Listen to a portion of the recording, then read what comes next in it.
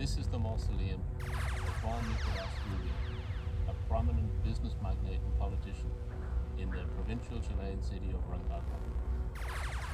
Rumored to have sold his soul to the devil in exchange for wealth, women, and power, and is said to have fathered over 100 children.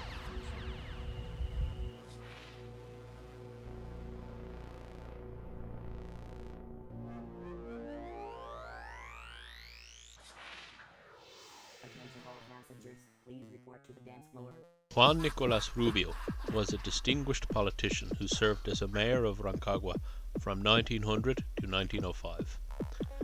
An important agriculturist and businessman, he founded the National Tinned Fruit Plant, the first tinned food plant in South America, in 1897. His company had plants in Rancagua and Olivar, a nearby village.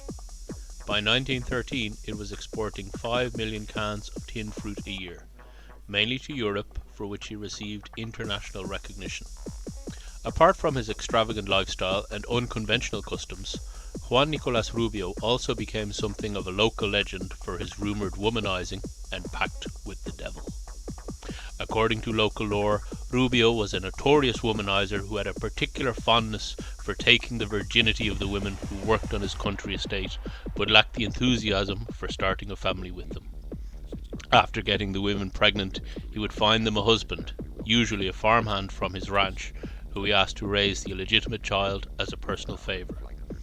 Juan Nicolás Rubio is said to have sired over 100 children this way, leaving many descendants and giving rise to a large part of the local gene pool. Another legend has it that he made a pact with the devil, exchanging his soul for wealth, power, prestige, virility, and women. It is also said that he would ride by night in a big black coach filled with friends and bags of money and driven by black horses whose heavy trotting caused sparks to fly from the then cobblestone streets of Rancagua as they passed. Juan Nicolás Rubio passed away in 1928, and the urban myth states that at the moment of carrying his coffin, it suddenly lost weight. This was attributed to the devil coming for and taking Rubio's soul in accordance with the terms of their agreement. Juan Nicolás Rubio es uno de los personajes de los que existe no solo mucha historia en Rancagua, sino que dejó mucho patrimonio, hay muchos recuerdos de él y también hay muchas leyendas sobre él. Pero normalmente él era un comerciante, puso la empresa conservera más grande de Sudamérica, que estaba ahí en Freire con Membrillar, ¿no? Membrillar, que llegaba hasta la carretera. Y por el otro lado llegaba hasta la calle Millán.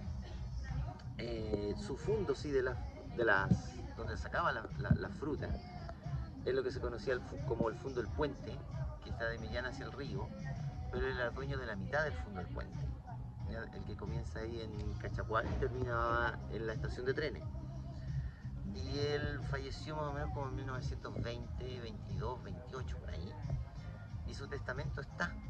En el testamento él reconoce que tiene hijos legítimos e ilegítimos, reparte algunos bienes a su familia, pero lo más increíble es que en su testamento él dona cerca de 30.000 o 40.000 pesos de la época, que era una fortuna, para ser repartidos entre todos sus trabajadores, ¿ya?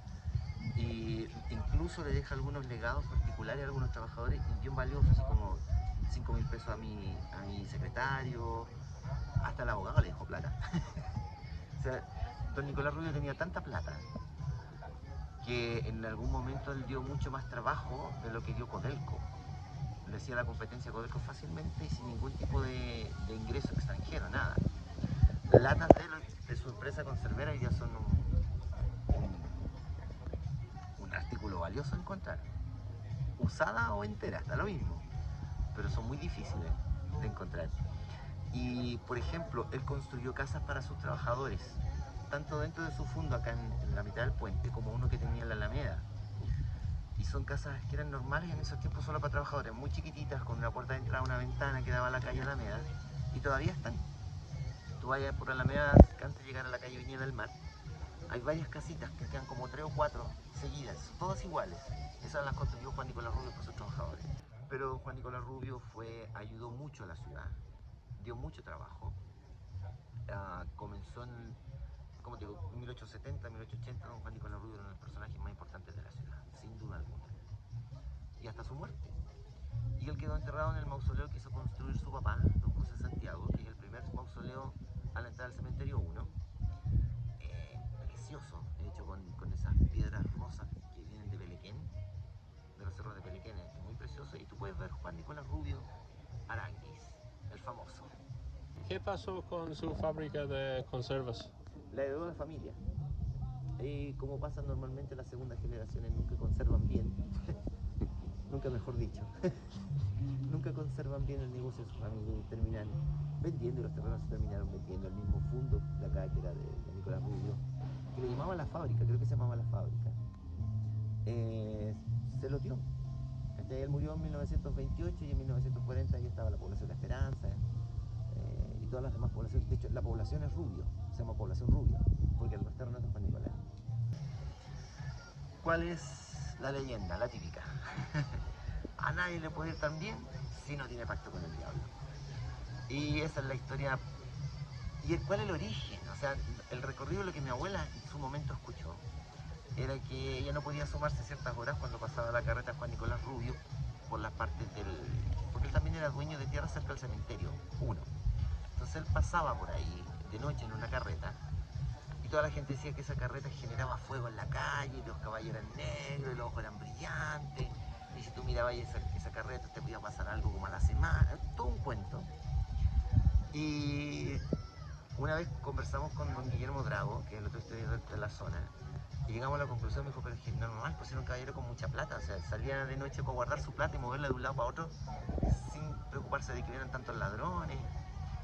Y al final llegamos a la conclusión que él mismo tiene que haberse hecho la mala fama, de alguna manera u otra, para proteger sus viajes nocturnos. Ahora no sabemos qué hacía tampoco, porque si tuvo hijos legítimos tiene que haber tenido una noche muy entretenida en esta ciudad. Y cuéntame un poco más de la leyenda sobre sus varios hijos ilegítimos. Mira, hay algunos que dicen que, pero siempre una exageración, es cuando dicen como que Francisco de Aguirre de la Serena tuvo como 500 hijos legítimos, o que Luis de Toledo tuvo como 50 hijos ilegítimos, ¿cachai? Se decía que había más de 100 hijos ilegítimos de Juan Nicolás Rubio, dando vuelta por la zona. Y en realidad hay muchos rubios en esta zona, hay mucho apellido Rubio en esta zona. Pero él reconoce dos y se preocupa de ellos, o sea, les deja dinero para la educación, deja un almacén encargado de que les entreguen siempre dinero hasta cuando los chicos puedan manejar bien, las tierras se los deja a los legítimos. Pero lo más increíble es eso, el aporte y la fortuna que le deja a sus trabajadores. O sea, yo creo que tan malo no era. No. Y de hecho le achacaron una vez una hija, ¿ya? Que fue la que se casó con el senador Durán Bernales, que fue muy importante porque fue el primer Rotary, el primer caballero higieniano de la zona, el primer presidente, senador por Rancagua. Y se decía que la esposa de él era hija de Juan Nicolás Rubio, pero no, ella venía de una familia Rubio que venía de la zona de Buin, Maipo, por ahí. Era otra familia. Pero ese era el, el rumor, por decirlo así. ¿Y algo más se sabe sobre su pacto con el diablo? Y ahí es cuando entra Machalí, po. En Machalí se hacían todos esos trámites. Machalí parece que era la oficina del diablo en esta zona, porque allá se hacía todo. De hecho, hay un dicho, que en Machalí es tierra de brujos. Eso sé. Eso sé. También sé que el Cristo de la Hacienda fue establecido para hacer las misas ahí, las misas de salvación. Pero mi abuela, que vivió de chica acá, vivió más o menos, mi abuela tenía como 8 años cuando llegó a Rancagua, vivió hasta los 19, 20. En ese tiempo ella escuchaba esas historias de los Butrón, del Palacio de los Butrón, del Castillo Butrón, de Juan Nicolás Rubio, de la carreta nocturna de Juan Nicolás Rubio.